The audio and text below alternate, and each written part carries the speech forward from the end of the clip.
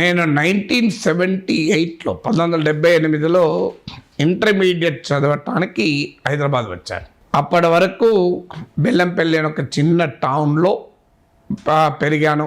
10వ తరగతి వరకు చదువుకున్నాను. పూర్వ ఆదిలాబాద్ జిల్లా, ప్రస్తుత మంచిర్యాల జిల్లా.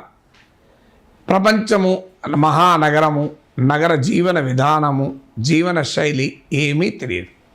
ఒక రకంగా ఊరు నుంచి వచ్చిన వాడు అని చెప్పవచ్చు. వచ్చిన తర్వాత మా నాన్నకు తెలిసిన వ్యక్తి, ఓ సివిల్ కాంట్రాక్టర్ ఉండే, అతను నన్ను ఒక హోటల్కి తీసుకెళ్ళాడు. మొదటిసారి హోటల్, జీవితంలో ఏనాడు హోటల్కి వెళ్ళలేదు. ఏమైనా తింటే మా ఊర్లో బండి మీద వేసవిలో ఎండాకాలంలో రాజస్థాన్ వాళ్ళు వచ్చి ఐస్ క్రీమ్లు పెట్టేవాళ్ళు. ఆ బండి మీద ఐస్ క్రీమ్లు తిన్న అనుభవము, లేదా వీధుల్లో బూర్మిఠాయి అమ్ముతూ ఉంటారు, బండ మీద తోసుకుంటూ వెళ్తే ఆ బూర్మిఠాయిలు, కాదంటే ఐస్ క్రేట్లు, ఐస్ క్రీమ్ కూడా కాదు, సో ఐస్ క్రేట్ అని, ఎర్ర ఐస్ క్రేట్, తెల్ల ఐస్ క్రేట్ అని చెప్పి ఓ పెద్ద డబ్బా పట్టుకొని రోడ్డు మీద అమ్మేవాళ్ళు. వాళ్ళ దగ్గర కొనుక్కొని తిన్నదే తప్ప ఒక హోటల్, ఒక రెస్టారెంట్కు వెళ్ళి తిన్న అనుభవం, ఆ అంబియన్స్ తెలియదు, ఆ పద్ధతి తెలియదు. అలాంటి పరిస్థితుల్లో ఆయన ఫ్రెండ్స్ కూడా వచ్చారు. ఆయన అప్పటికే లయన్స్ క్లబ్, రోటరీ క్లబ్ ఇలాంటి సోషలైట్ లైఫ్ ఉండే.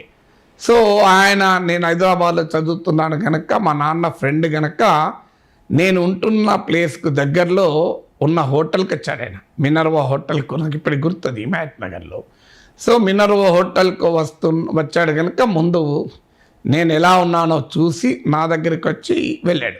వెళ్తూ మేము ఇలా హోటల్కి వెళ్తున్నాం, ఫ్రెండ్స్ రమ్మన్నాను అక్కడికి, నువ్వు కూడా రారాదు అన్నాడు. నేను భయంగానే వెళ్ళాను. ఎందుకంటే అలా హోటల్ ఎలా ఉంటుంది, రెస్టారెంట్ ఎలా ఉంటుంది, అక్కడ ఎలా బిహేవ్ చేయాలి, ఎలా ప్రవర్తించాలి ఏమీ తెలియదు. వెళ్ళిన తర్వాత లంచ్ చేశాను. లంచ్కి వెళ్ళాము. లంచ్ తర్వాత ఒక వేడి నీళ్ళలో ఇంత నిమ్మకాయ, లెమన్ పీస్ వేసి పట్టుకొచ్చాడు. అప్పుడు ఏం చేయాలో నాకు అర్థం కాదు. నేనేమో కొద్దిగా తొందరగా తినే లక్షణం ఉన్నవాడిని. వాళ్ళకన్నా ముందు నేను తినేశాను.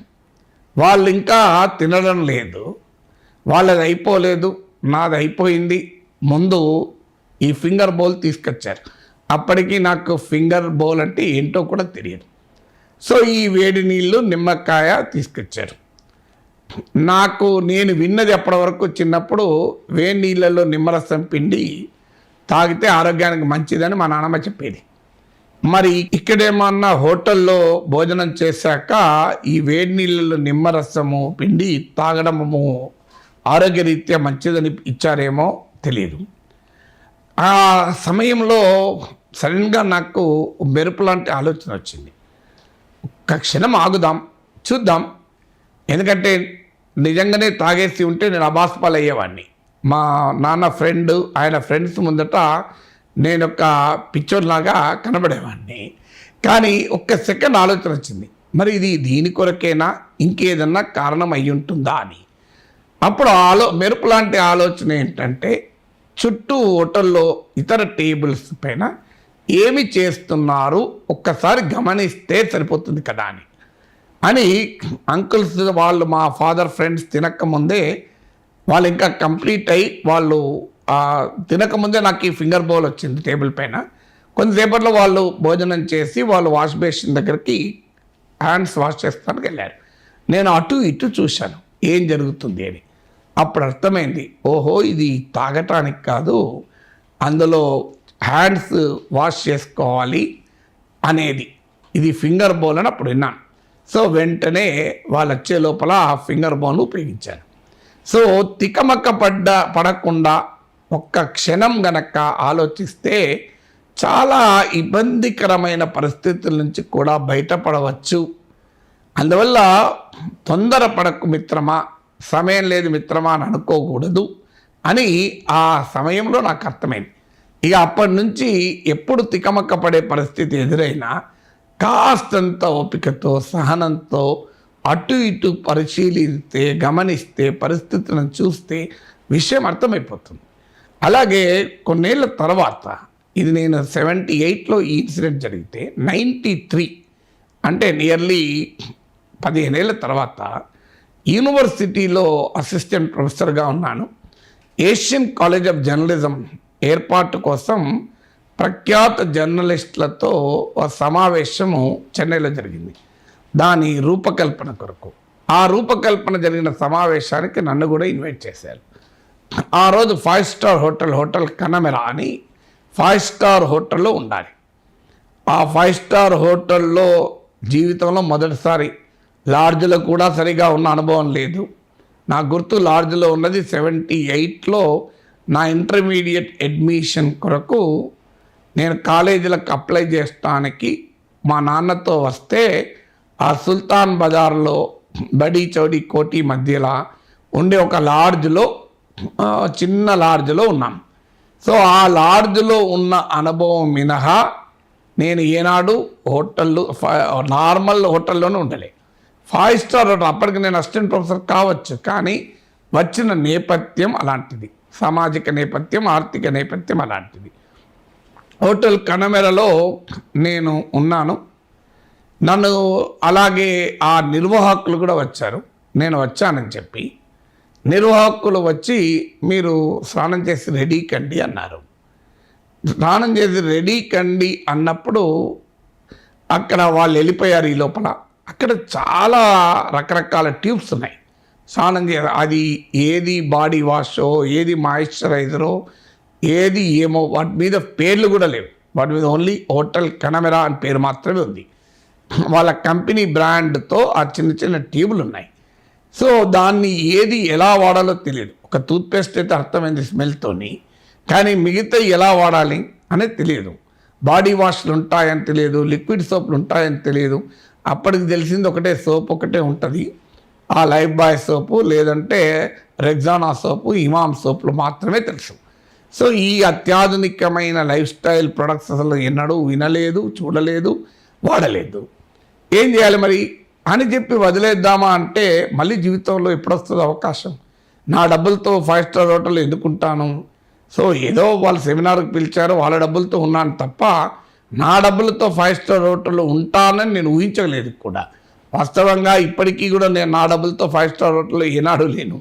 సో అందువల్ల ఆ అవకాశం మళ్ళీ రాదు. ఈ ప్రొడక్ట్స్ వాడాలి, తెలుసుకోవాలి అనే ఉత్సాహం, ఏదైనా కొత్త తెలుసుకోవాలనే అలవాటు, కానీ తెలియదు. ఏం చేయాలి అనుకున్నప్పుడు వెంటనే ఒక మెరుపు లాంటి ఆలోచన వచ్చింది. వెయిటర్ని పిలిచాను. పిలిచి స్టైల్గా అన్నాను, లాస్ట్ టైం నేను వచ్చినప్పుడు హోటల్ తాజ్లో దిగాను. హోటల్ తాజ్లో ఇవి డిఫరెంట్ కైండ్స్ ఆఫ్ ప్రొడక్ట్స్ ఉండేవి, మీ దగ్గర ఇంకా వేరే డిఫరెంట్గా ఉన్నాయి అన్నాను.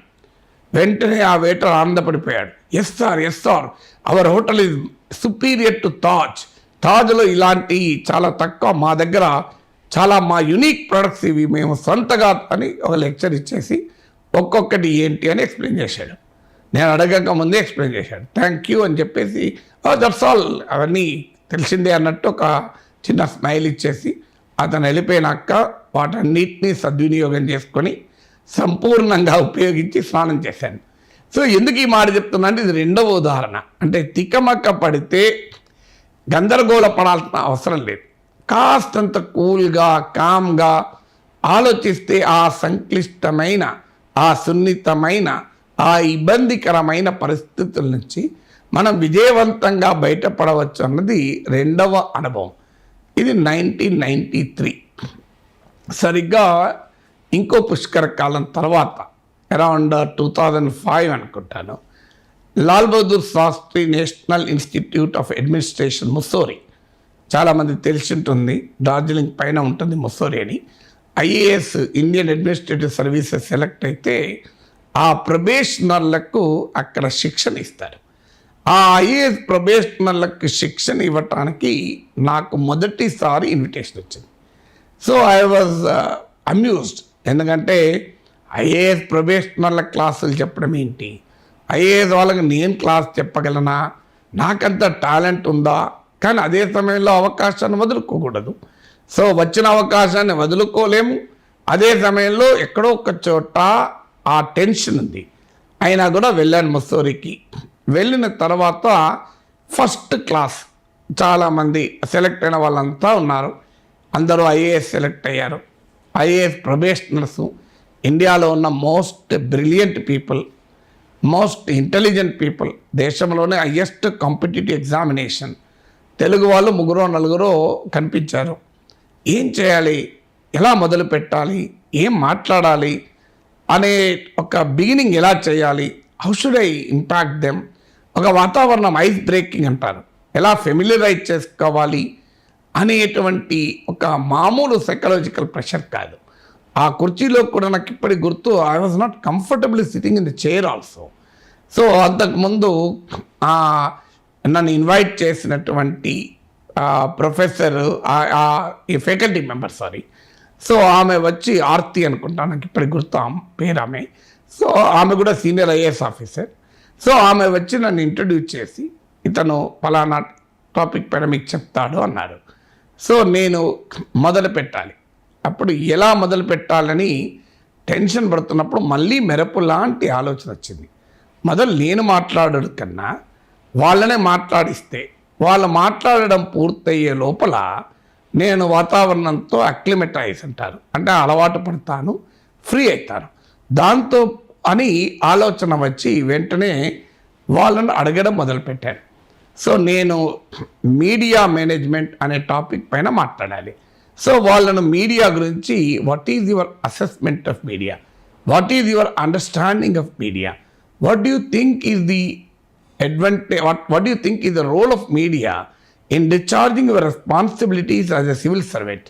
అంటే మీకు మీడియా పట్ల అవగాహన ఏంటి, మీడియా పాత్ర ఏంటి, ఒక ఐఏఎస్ అధికారిగా మీ బాధ్యతల నిర్వహణలో మీడియా ఎలాంటి పాత్ర పోషిస్తుంది అని మీరు భావిస్తున్నారు అని ఒక 3 ప్రశ్నలు వాళ్ళని అడిగి, మీరు ముందు I want to listen not speak.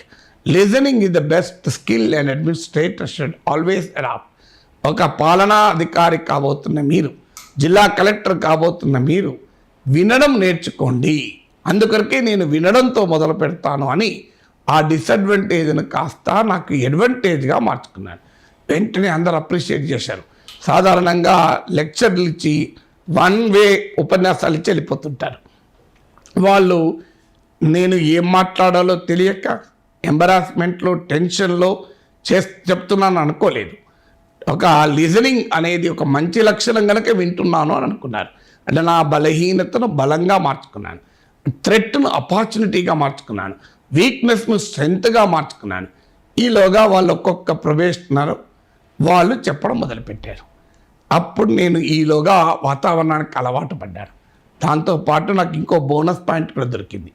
వాళ్ళందరూ మాట్లాడితే నాకు అర్థమైంది వాళ్ళకన్నా నాకు చాలా ఎక్కువ విషయాలు తెలుసు. అప్పటిదాకా నేను దేనికి భయపడుతున్నాను, వీళ్ళు ఇండియన్ అడ్మినిస్ట్రేటివ్ సర్వీసెస్ సెలెక్ట్ అయిన ఆఫీసర్స్ కదా, they are the most brilliant people కదా, క్రీమ్ ఆఫ్ ద కంట్రీ కదా, వారికి నేనేమి చెప్పగలను అనుకున్నాను. ఎందుకంటే చెప్పేవాడికి వినేవాడే ఎక్కువ అనుకుంటే చెప్పలేడు, చెప్పేవాడు వినేవాడు నేర్చుకోగలను నా నుంచి అనుకుంటేనే చెప్పగలడు.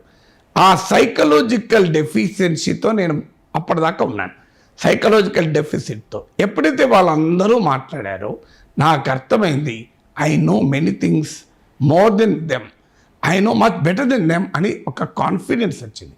ఆ తర్వాత నేను మాట్లాడాను. One of the best rated లెక్చర్స్గా ఫైనల్గా ఫీడ్బ్యాక్ వచ్చింది. మళ్ళీ ఆ తర్వాత కూడా 2 సార్లు వెళ్ళాను. ఆ తర్వాత సమయం దొరక ఇప్పుడు వెళ్ళడం లేదు. అసలు ఈ 3 ఉదాహరణలు మీకు ఏం చెప్తున్నాయి? ఒక రెస్టారెంట్లో ఫింగర్ బౌల్ అనుభవం, ఒక హోటల్లో లైఫ్ స్టైల్ ప్రొడక్ట్స్తో అనుభవం, ఫైనల్గా ఒక ఐఏఎస్ ప్రొబేషనర్లకు క్లాస్ అనుభవం. ఈ 3 అనుభవాల సారాంశం ఏంటంటే, మనను గందరగోళపరిచే, మనను తికమక్కపరిచే, మనను టెన్షన్ పరిచే ఘటనలు, సంఘటనలు, సమయాలు చాలా సందర్భాల్లో వస్తాయి. అప్పుడు మనం కాస్తంత ఓపికతో, సహనంతో, పరిశీలనతో, ఆలోచనతో బయటపడగలిగితే ఇక ఆ తర్వాత విజయమే మన రహదారి అవుతుంది.